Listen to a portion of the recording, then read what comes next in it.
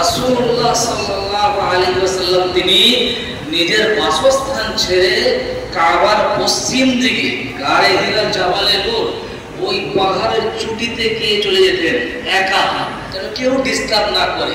ছেলে ডিস্টার্ব করবে না, মেয়ে ডিস্টার্ব করবে না, গ্রামের মানুষ ডিস্টার্ব করবে না, কেউ এসব হাঁক মারবে না। অনুরূপ একটা বাড়ির গার্ডছে যদি বলে আমার বাড়িটাকে সুন্দরভাবে সাজাবো, বটুখানায় বসে কিংবা দোতলাতে বসে কিংবা নিরিবিলি একটা ফাঁকা বাগানে বসে চিন্তা ভাবনা করতে হবে আমার ছেলের কি হবে, মেয়ের কি হবে, আমার স্ত্রীকে কিভাবে চালাতে হবে। রাসূলুল্লাহ সাল্লাল্লাহু আলাইহি ওয়াসাল্লাম তিনি ওই পাহাড়ের চূড়া থেকে চিন্তা ভাবনা করতেন আমার উম্মতের মুহাম্মাদি কি হবে, এরা গুনাহগার হবে না কি হবে। আর একটা তিনি উদ্দেশ্য দেখেন আমার আল্লাহ আমার উম্মতের জন্য কি অফার দিবেন বা পায়গাম দিবেন বা চিঠি দিবেন।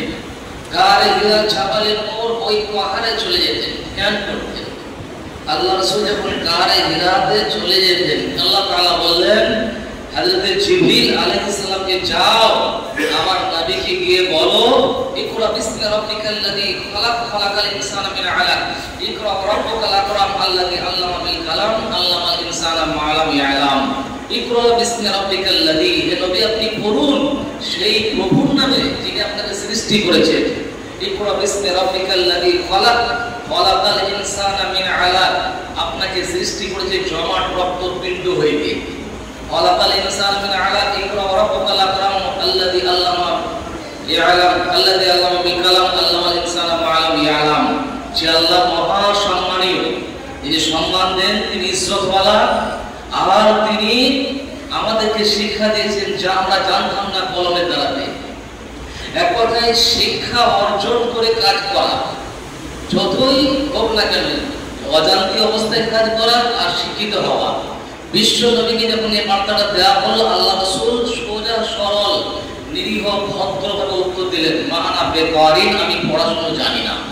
রাসূলুল্লাহ প্রাইমারি যাননি, কলেজ যায়নি, ইউনিভার্সিটি যায়নি, মিশন যায়নি, কোচিং যায়নি, তিনি সোজা উত্তর দিলেন কোনো রকমের হ্যাকব্যাক না করে আমি পড়াশোনা জানি না। বুখারীতে এসেছে ফাকাত্তানি, আল্লাহ রাসূলকে বললেন হযরত জিবরিলের মাধ্যমে জিবরিল যাও আমার হুকুমে আমার অর্ডারে আমার আদেশে ওই রাসূলের পবিত্র জবান দিয়ে এই পাঁচটা আয়াত বড় বড় করে উচ্চারিত হবে। গিয়ে তুমি রাসূলের বুকে বুকটা মিলিয়ে সিনায় সিনাটা মিলিয়ে একটু চিপে ধরো। হযরত জিবরিল আলাইহিস সালাম তিনি আল্লাহ রাসূলের বুকে বুক মিলিয়ে সিনায় সিনা মিলিয়ে চিপে ধরলেন। আল্লাহ রাসূল এই পাঁচটি আয়াত মুখ দিয়ে উচ্চারিত করলেন ইকরা বিসমি রাব্বিকাল্লাযী খালাক খালাকাল ইনসানা মিন আলাক ইকরা রাব্বুকাল আকরাম আল্লাযী আল্লামা বিল কালাম আল্লামাল ইনসানা মা লাম ইয়ালাম। এই পাঁচটি আয়াত তিনি বললেন শিক্ষার ব্যাপারে হয়ে গেল। আর বর্তমান সমাজে শিক্ষিত লোক শিক্ষার মতন কাজ পাবে, অশিক্ষিত লোক যদি আপনার ভুল করে বা অন্যায় করে মানিয়ে যাবে।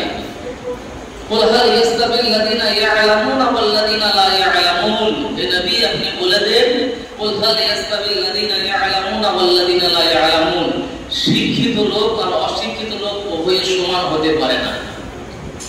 যদি সবাই শিক্ষিত হয়ে যায়, সবাই মাস্টার মাওলানা হাফেজ কারি বক্তা উকিল জজ ব্যারিস্টার হয়ে যায়, তাহলে শিক্ষিত আর অশিক্ষিতের মধ্যে আপনি মূল্যায়ন করতে পারবেন না। রাত হবে দিনের মূল্যায়ন হবে, দিন হবে রাতের আরাম, আপনি কি মূল্যায়ন করবেন? অর্থাৎ নেগেটিভ পজিটিভ থাকবে। কুল হাল ইয়াস্তাবিল লাযিনা ইয়ালামুনা ওয়াল লাযিনা লা ইয়ালামুন, নবী আপনি বলে দেন যে শিক্ষিত আর অশিক্ষিত সমান হতে পারে না। তবে শিক্ষা থাকলে, দ্বীনি শিক্ষা, কোরআনের শিক্ষা, হাদিসের শিক্ষা থাকলে আল্লাহ ভীরু আসতেই হবে, ভয় আসতেই হবে।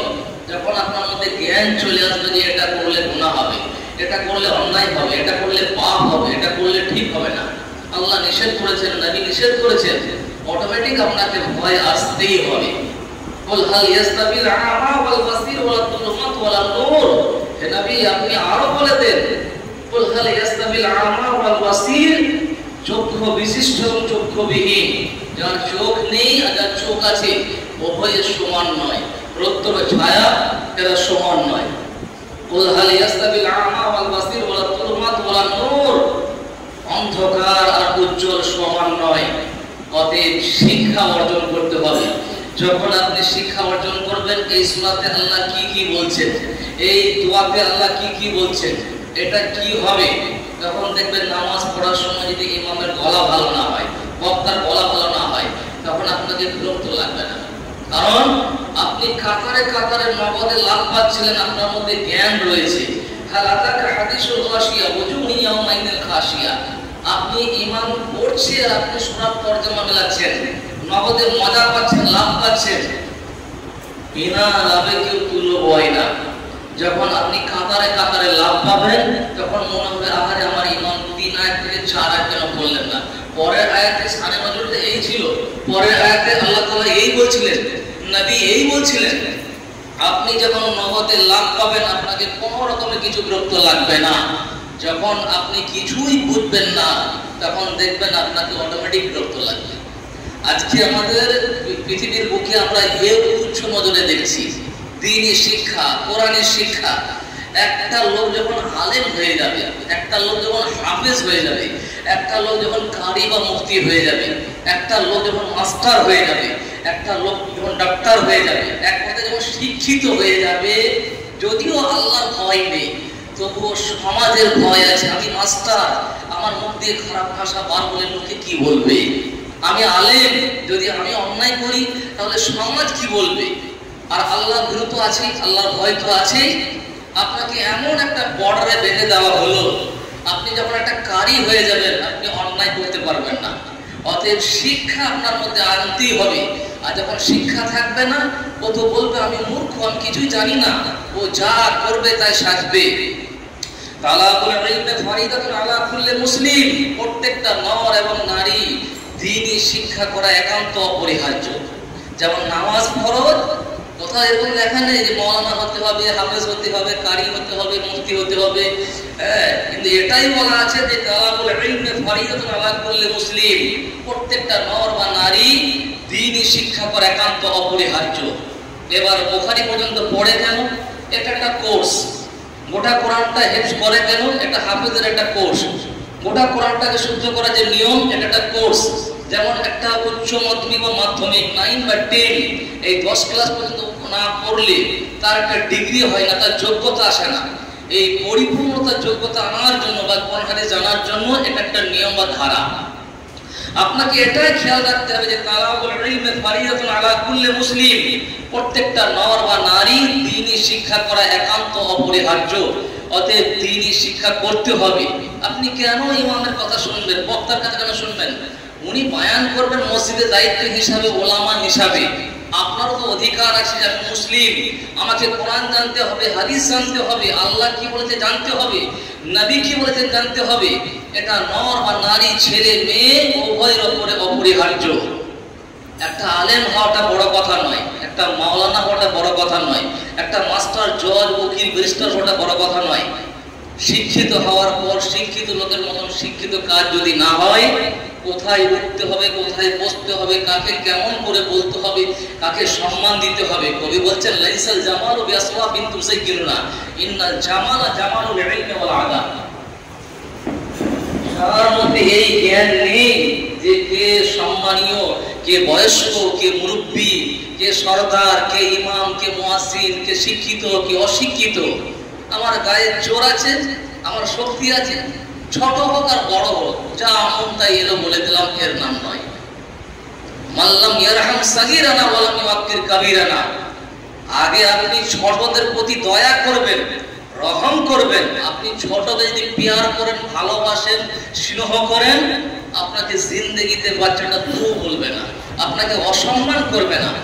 আজকের পৃথিবীর মুখে আমরা শুধুমাত্র এটাই মগজে ভরে রেখেছি যে আমার ছেলে শুধু মাওলানা হবে, হাফেজ হবে, কারি হবে। দিন অ্যাটাচ টু অন্য শিক্ষাও থাকতে হবে। আজকে আমেরিকা সারা বিশ্বের বুকে দাদাগিরি করে কেন? ওরা ব্রেন পরীক্ষা করে, কোনো মেশিন নেই।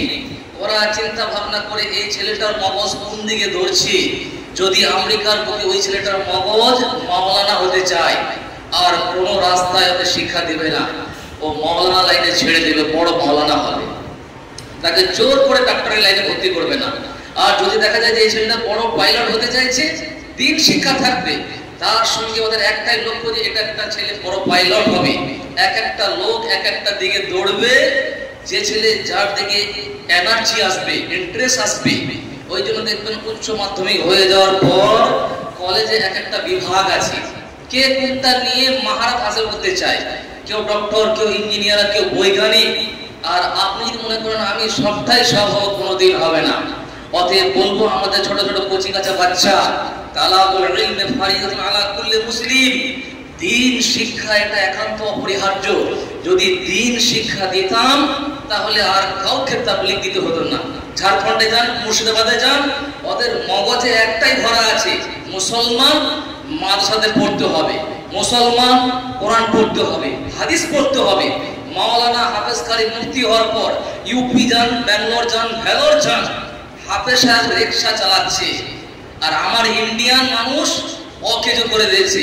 একটা আলেম হওয়ার পর ও যদি রিকশা চালায়, কলা বিক্রি করে, বলবে এই লোকটা আলেম নয়, জালেম, বা হাফ মৌলবি পাস করেনি, আর কিছুই জানি না মনে করে নেন। আমি হয়তো মাদ্রাসা কাজ করছি কিংবা চেক নিয়ে ঘুরে বেড়াচ্ছি। এই পশ্চিম বাংলার বড় রোগ হচ্ছে এটাই। ঝাড়খণ্ডের বুকে, বিহারের বুকে ইলামিরা খাস করে ঘরে ঘরে সাইফুল হাদিস পাবেন। ইলামির বুকে প্রত্যেকটা ঘরে একটা করে আলেম পাবেন, আলেম চাষ হয় ওখানে। ওদের মগজে একটা যে দিন শিক্ষা করার পর পেটের জন্য হালাল রুজি করব, মসজিদ মাদ্রাসা করতেই হবে, আর সমাজের কাছে বাঁধা থাকতেই হবে, এরকম মগজ নেই। কারণ হক কথা বলতে গেলে তাকে নিজের স্থানে আসতে হবে। যাই হোক, সময় সংকীর্ণ, আপনারা সব এদিগুনি মানুষ, এখানে আমরাই আছি, আর